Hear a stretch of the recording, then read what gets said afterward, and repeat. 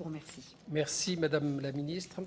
La parole est aux orateurs de groupe pour 2 minutes et la parole est à Daniel Labaronne pour Renaissance. Pardon. Madame la Ministre, merci, Monsieur le rapporteur. On voit ici tout l'intérêt de ces printemps de l'évaluation avec des missions d'expertise sur des sujets très, très précis. Et moi, je voudrais vraiment saluer le travail de notre collègue Holroyd qui met en exergue 2 situations qui sont particulièrement intéressantes et qui nous interrogent s'agissant des droits d'inscription dans les écoles nationales de l'enseignement supérieur de la culture et s'agissant également des ressources de billetterie du spectacle vivant public.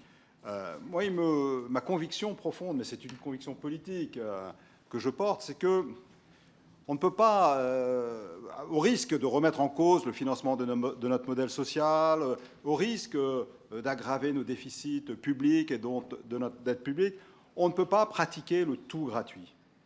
C'est-à-dire qu'il y a un moment où cette approche, qui est louable par ailleurs, qui prend en compte les difficultés économiques de nos concitoyens, mais à un moment donné, il n'est pas, de mon point de vue, il n'est pas tout à fait normal que ce soit en permanence le contribuable, quelque part, qui pallie, en définitive, des insuffisances en matière de tarification ou de droit d'inscription.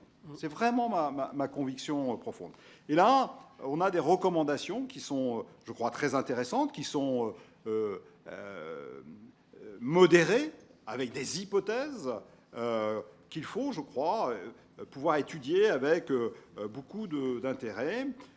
S'agissant de la politique tarifaire pour les spectacles vivants, moi je note que dans le rapport qui nous est fourni, les travaux économétriques concluent à une faible corrélation entre l'évolution des tarifs et les variations de la fréquentation dans le secteur culturel. Merci, cher collègue.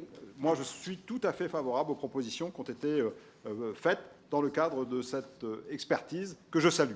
Madame la Ministre. Merci sur votre question, mais c'est un sujet dont on a déjà débattu avec certains de vos collègues et ensemble. Ça n'existe pas la gratuité totale, puisqu'il y a bien quelqu'un qui paye.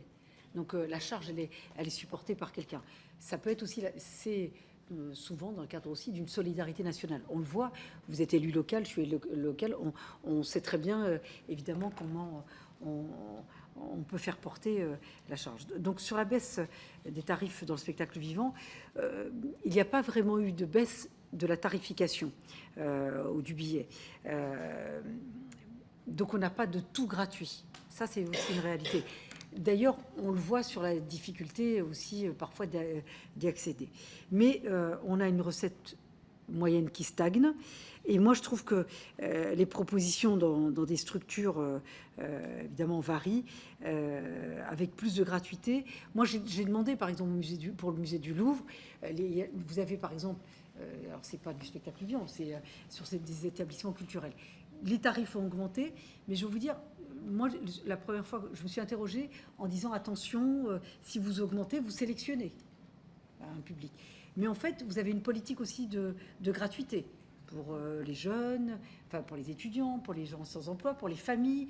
Vous avez aussi, par exemple, le dimanche, ça peut être gratuit, des soirées, parce que là, d'ailleurs, la présidente du musée du Louvre doit me faire de nouvelles propositions sur la gratuité ou en tous les cas la possibilité sur des tarifs plus adaptés pour élargir évidemment sur le public. Mais aussi, c'est les conditions de travail. C'est-à-dire que le fait de pouvoir augmenter les tarifs, ça permet aussi d'améliorer les conditions de travail des agents. Donc moi, je trouve que c'est pour ça que dans le rapport, je trouve qu'il y a des propositions intéressantes. Il faut s'interroger, mais ça fait partie aussi des éléments de réflexion que j'ai pu avoir avec le représentant du spectacle vivant. Mais je pense que là, c'est assez mûr pour pouvoir avancer sur cette réflexion et justement sur cette question de tarifs. Donc je vous rejoins totalement. Merci, Madame la Ministre. Pour le